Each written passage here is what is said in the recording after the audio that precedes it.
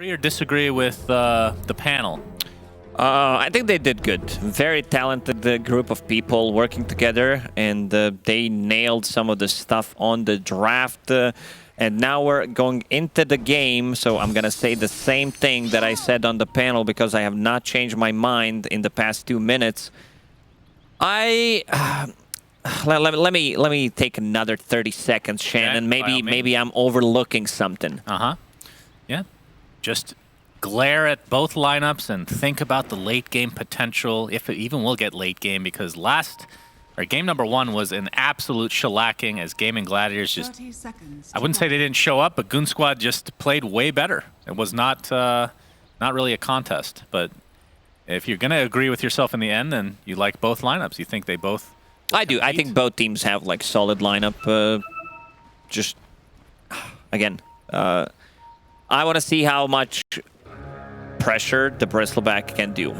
This is Aghanim, Scepter, Vanguard type of a game, and then you go in and just force a fight. Like, they have a good way to disengage with the Underlord ulti, come back full HP, full mana with the Fiend's Gate.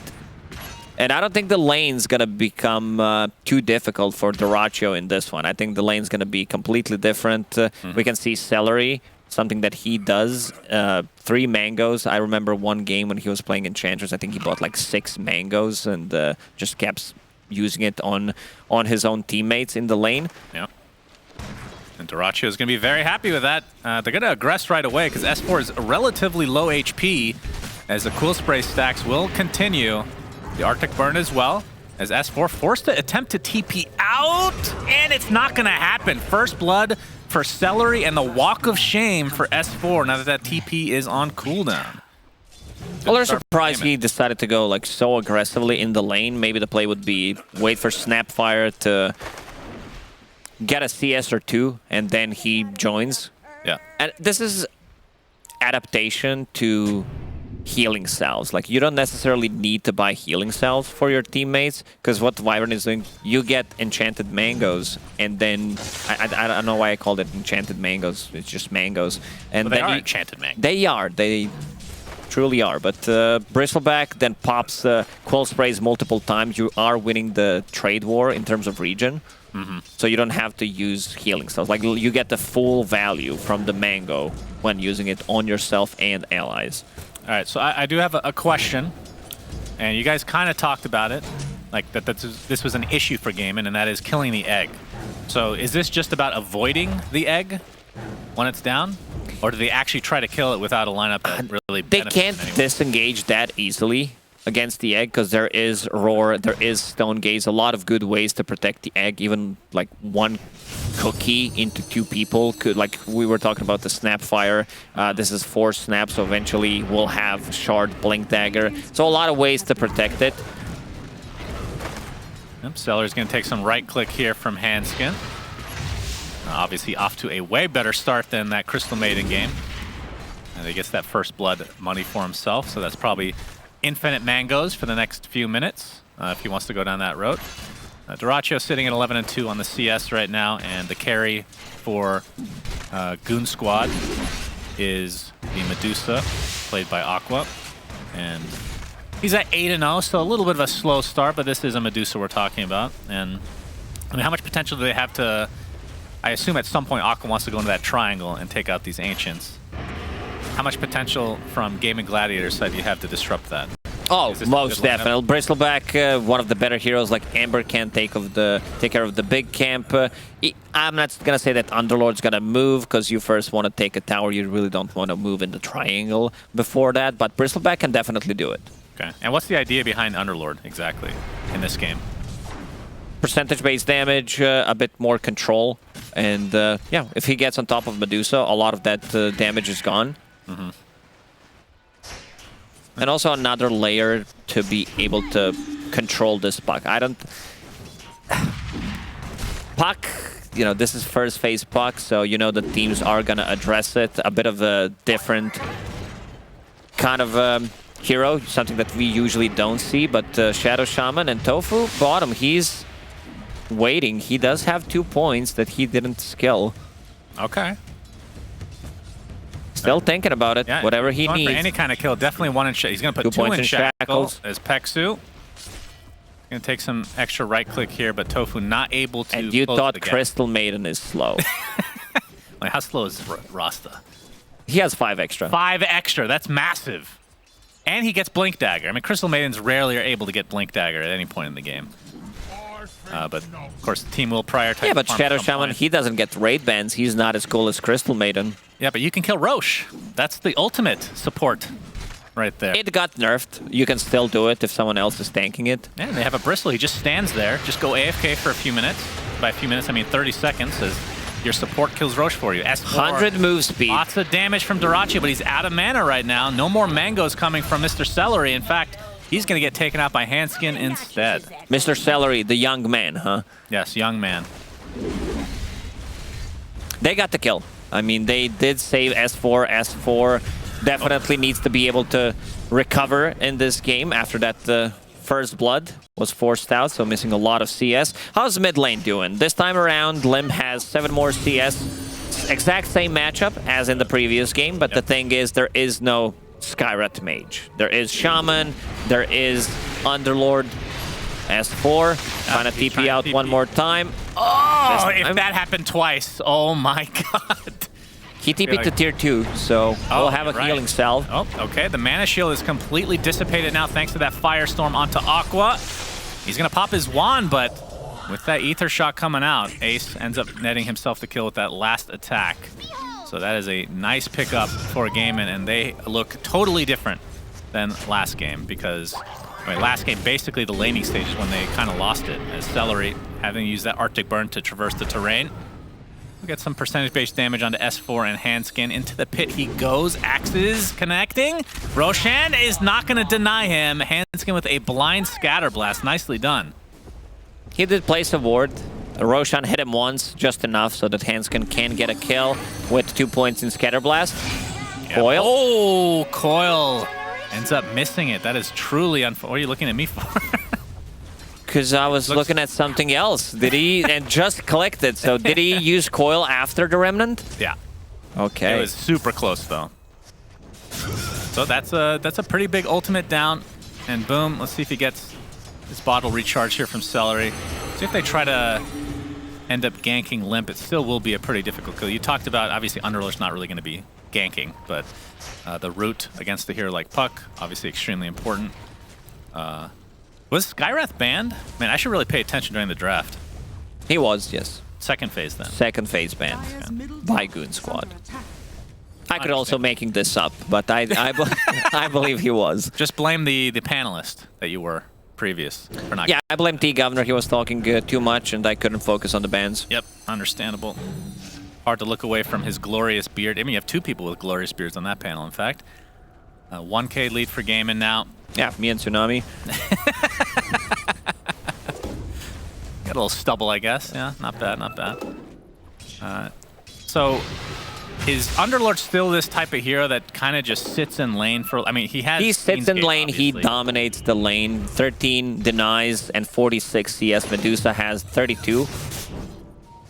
And then kind of fell off because the CK is not as popular as carry as he was before. He was a first phase hero, now not as much. But with that Fiend's Gate, I'm guessing he's looking for potential openings, right? Because he can just get back to lane after getting a gank. Like, if all they need is a route onto this Puck, of course, that's going to be hard to execute. You have enough time. If Shaman is the one initiating, he has enough control or a good curse, you can always set things up. As we're going to see Limp going for this rune. He's going to get stunned by Handskin as the rune does spawn in the bot lane. So, looks like he's going to bottle that illusion rune, no problem. S4 obviously struggling quite a bit.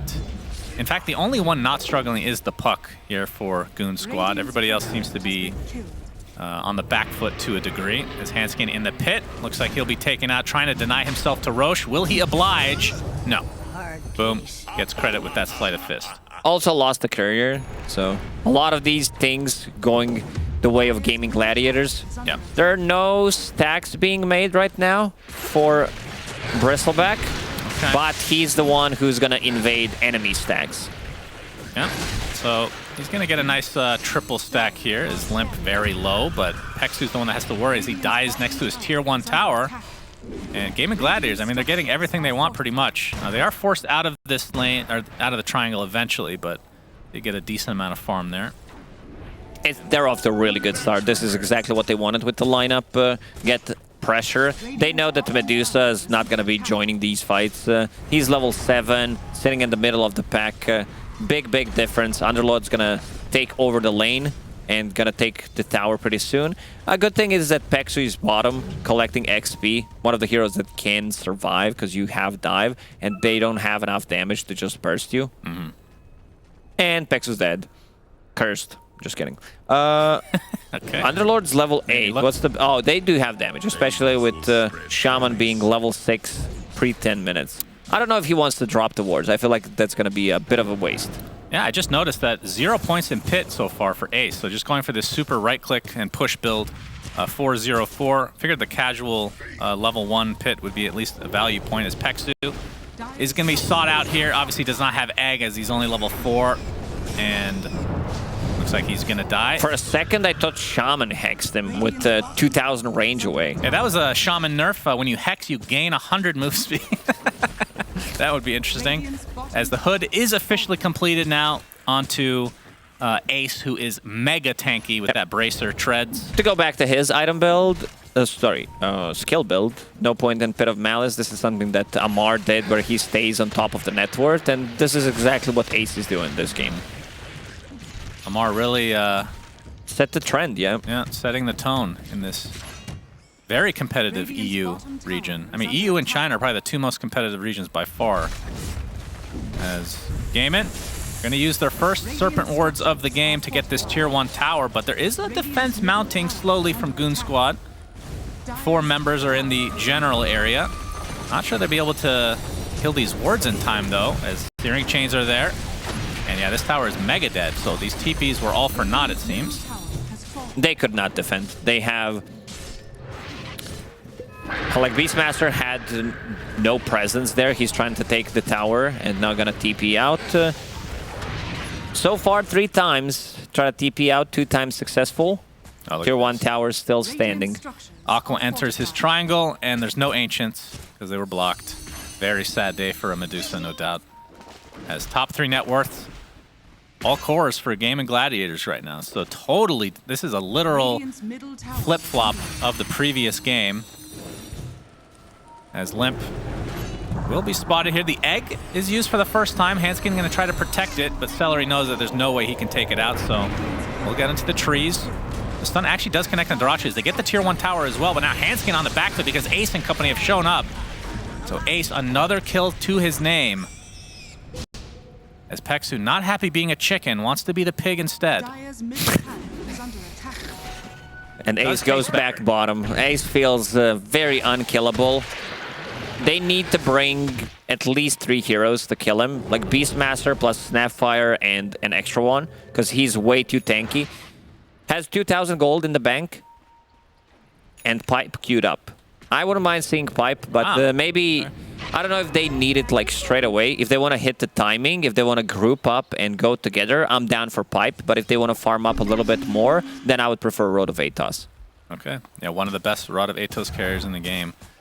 I mean, is there a game where it's not good getting Rod of Atos on Underlord to get that triple root essentially? As Tofu runs right into Pexu, and that's another roasted chicken. I would say no. Just Rod of Atos feels really nice. This item is not that popular. We've seen it in the previous game on Tofu when he played Weaver, but yeah, just doesn't suit too many heroes. Right. New record, 13-minute pipe.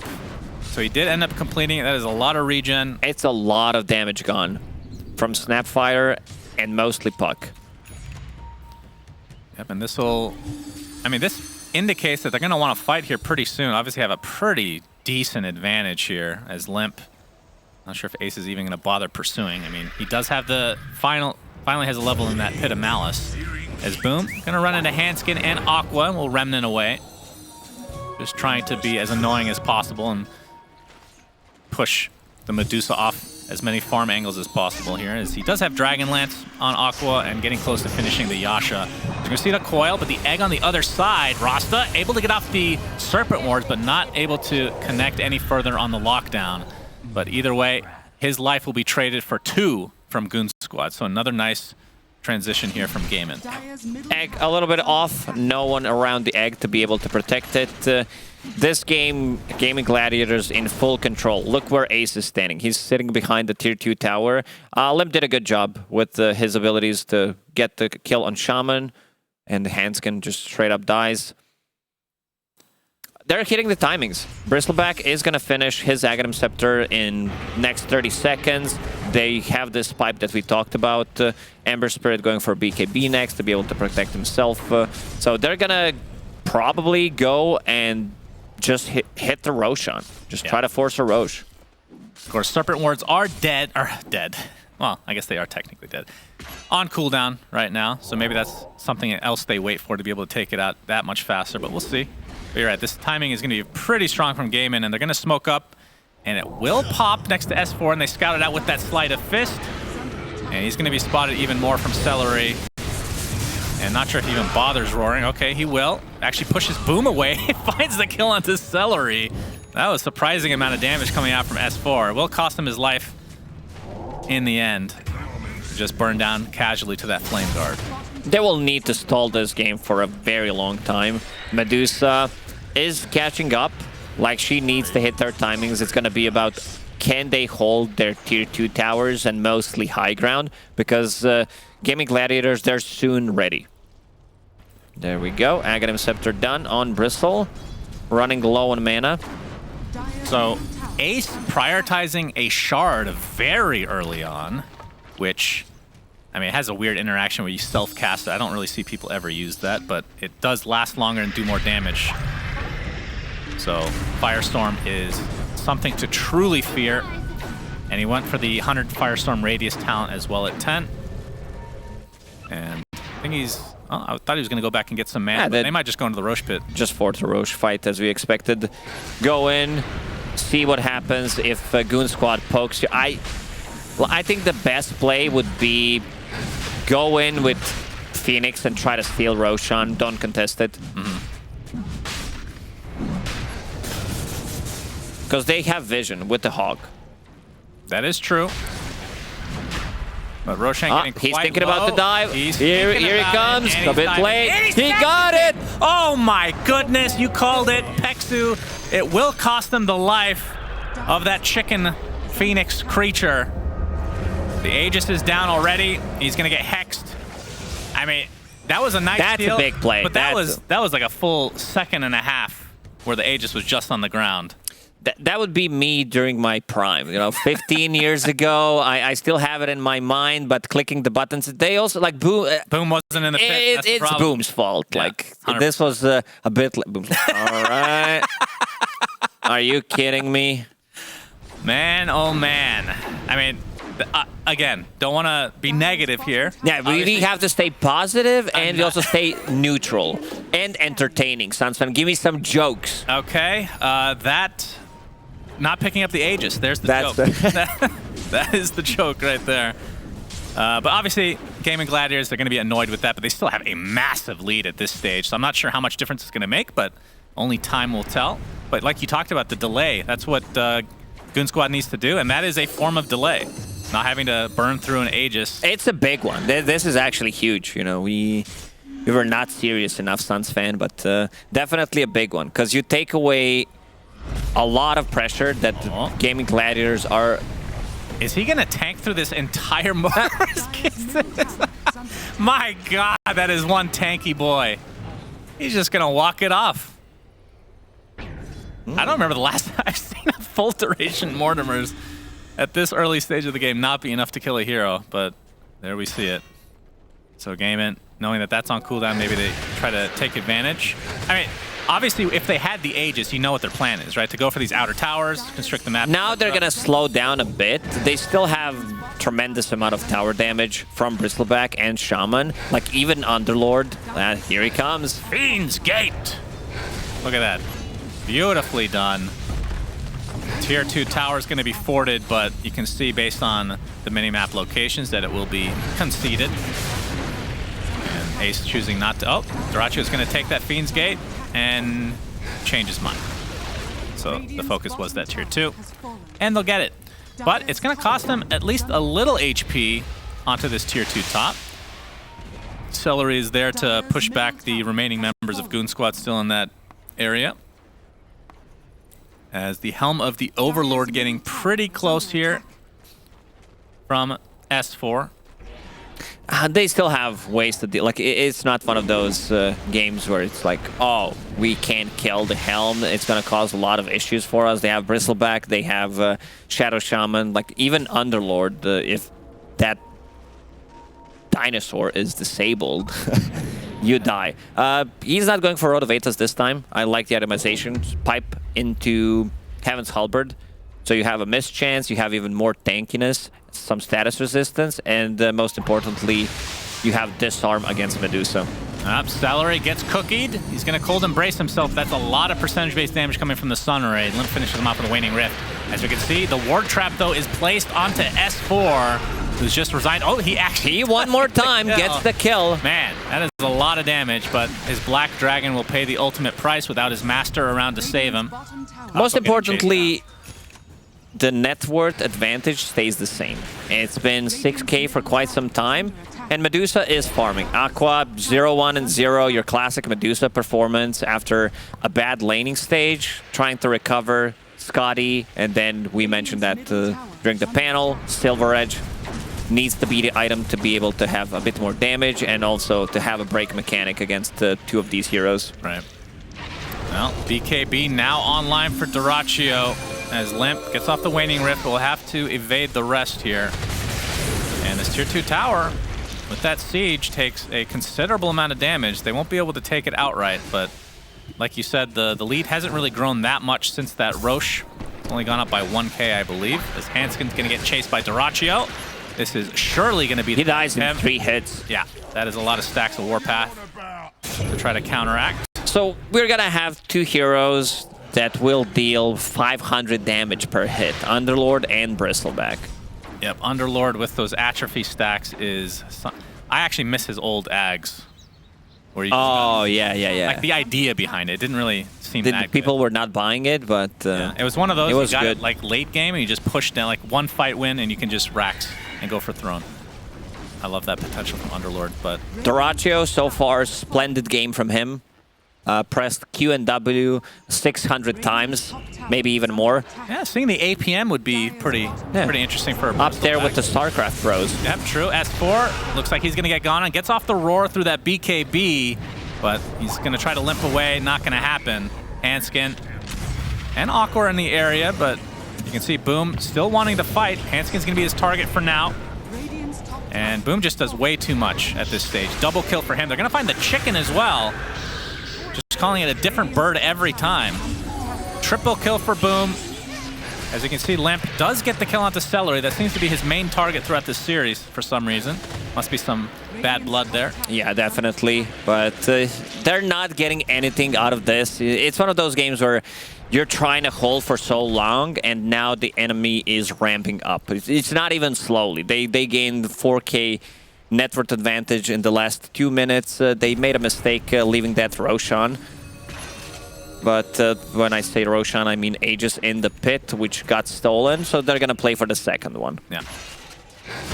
And while they're doing it, I mean, they're playing very similar to how they would be with the Aegis anyway.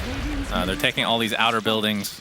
The only one that remains... Actually, they got the Tier 2 top as well. So all the Tier 2s have died for Goon Squad. They're going to smoke up. And the question is, how soon will Aqua be online? He has the Dragonlance Manta. Obviously, Scotty is next. Is that the time in which they want to feel a little bit more comfortable fighting? Is Tofu? He's going to get the Ward Trap off on the Hanskin. He's going to be spotted out, though, and brought down swiftly. What do you think about the idea that you can kill the Fiend's Gate? Like, it takes 8 hits, because it's an ultimate. I don't see why not. That seems fine. I don't think that will really change that much. You know, I have a crazy idea for you. What if you could see into the pit? What if everybody can see the pit without vision all the time? How would that change the game? That would change the game in a way that Underlord would not be picked. Interesting. No, not Pit of Malice. Invisible Pit of Malice. Like, oh, you can't see it. Then the hero would be banned 100% of the time. I'm talking about Roche Pit. You can see into the Roche Pit at all times.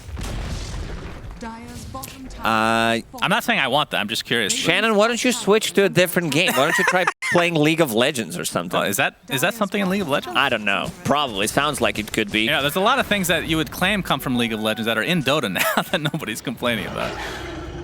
As Gaimin just taking their time, obviously, without that Aegis, can't really do too much other than take the outer towers, as now the dinosaur is following Medusa around. But Gaimin's still sitting on this 10k lead, as you can see Bristle only 1,000 away from Assault. They need a roar. They need this big kill. The Hawk is available. Yeah. They see him, but how are they gonna approach? There it is, the bomb to start it out, but the cookie just out of range. Kill the Fiend's Gate. Fiend's Gate next unkillable. Ace is here. He's like, oh shit, I've got to get out of here now. They stun him once. He's gonna attempt to channel through again, but the stun comes out from the Phoenix supernova. Egg. And the curse to try to counteract this. But the that was one of those. He regretted it the moment he went through the gate. He was too big. The gates were closing and he could not get in. Yeah. Just need to lay off those carbs a little bit. Yeah, it was a riddle. Speak, friend, and enter. And he could not figure it out in those 4 seconds. Yeah, well, Underlord does seem like a very stupid creature. Can barely walk, for God's sake, well, Goon Squad, they're going to get that valuable kill onto the Underlord and the Tier 2 tower. Obviously, they're all grouped up here, so seems to me that they want to, at the very least, poke this Tier 3 bot, knowing that the Underlord is going to be up in 14 seconds, so they have to... Ember's coming with DD. They need to be careful. Yep, he's smoked up. Not anymore. Sleight of Fist is not going to be used because he gets silenced, but he has to pop that BKB instantly, trying to force out this Stone Gaze, which I'm not even sure has been cast this game. As Aqua is more than healthy thanks to that Lotus Orb. S4 gets dropped in the back, so Dyrachyo just backstabbing completely with that BKB activation.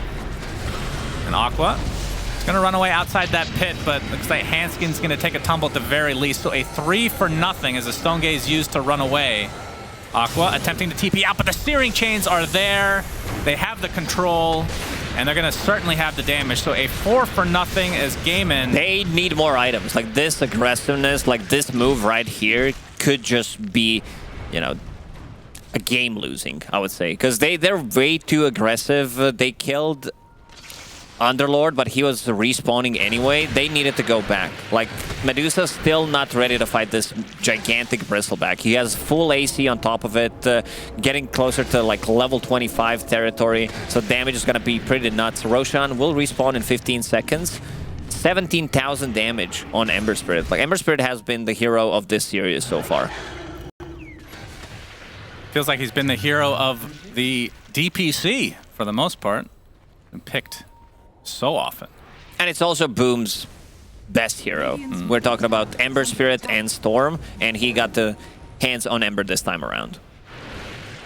Yeah, Limp doing puck things, trying to push out these lanes to delay, but with this 13k lead, you expect Gaimin to go into that second rush, which I think they have scouted now. And this is going to be the Aegis and Shard. We'll see if Pexu can do it again, because he's going to need to. I think the question is, can Boom do it again? Yeah, will Boom be in the pit? Boom will be inside Roshan this time around. Like, he's gonna be like right underneath, spamming that right click.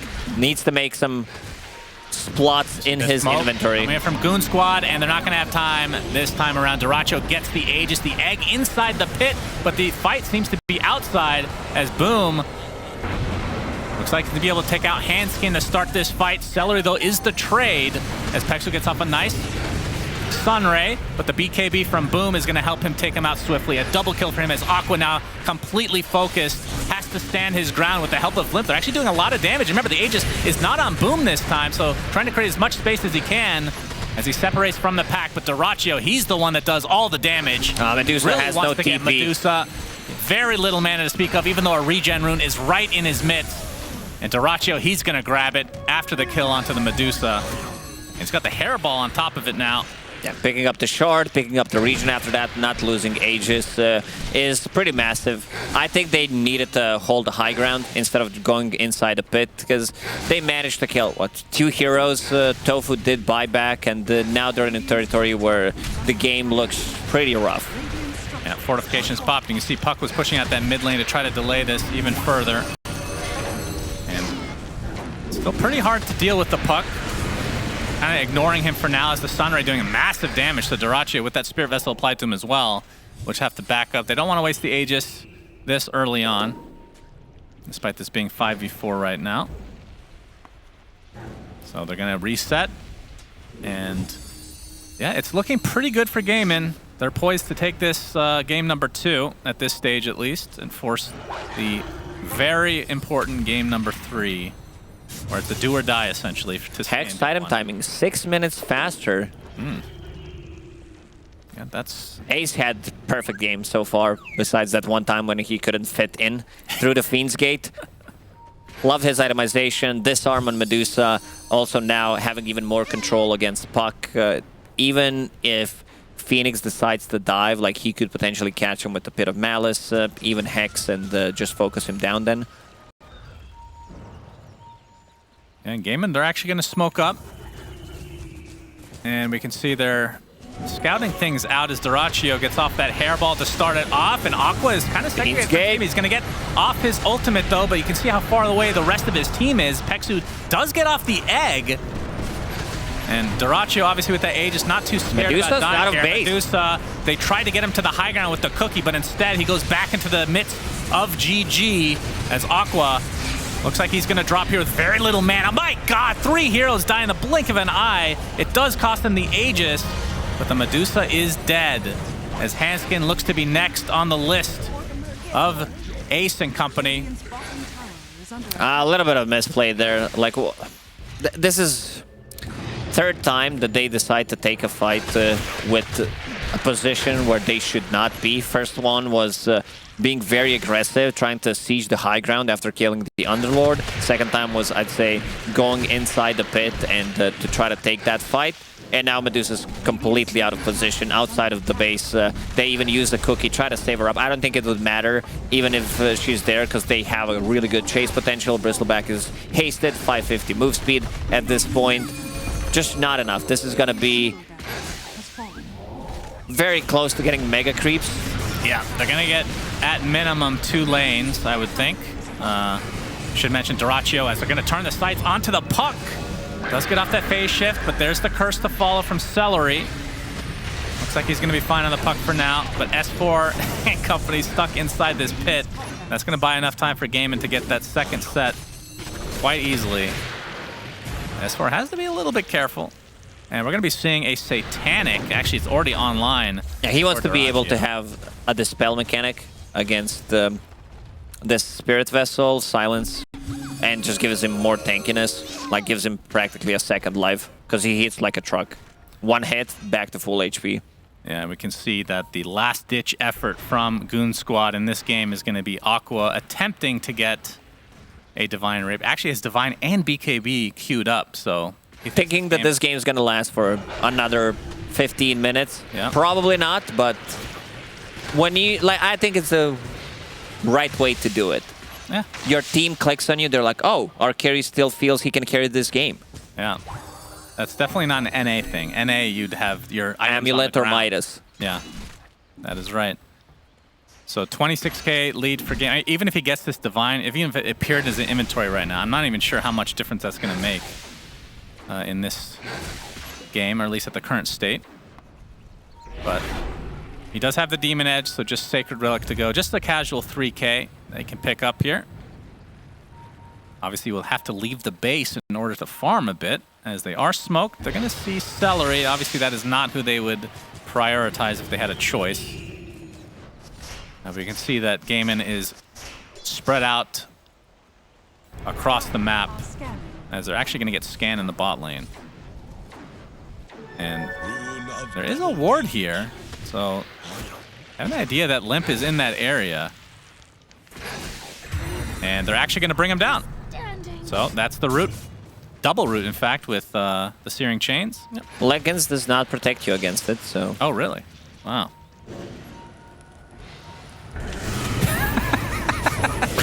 I gave him the look. Ace. That's a lot of percentage-based damage for his strength here to deal with, and this will be enough damage, finally, to take him out. The Roar protecting the egg.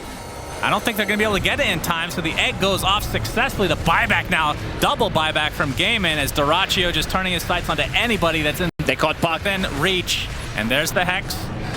Onto the Medusa, out of mana completely, and that is a dead Aqua, and they're just going to call it GG there. So Gaiman Gladiators take game number 2 and pretty I mean, both games have kind of been stomps, but obviously different results.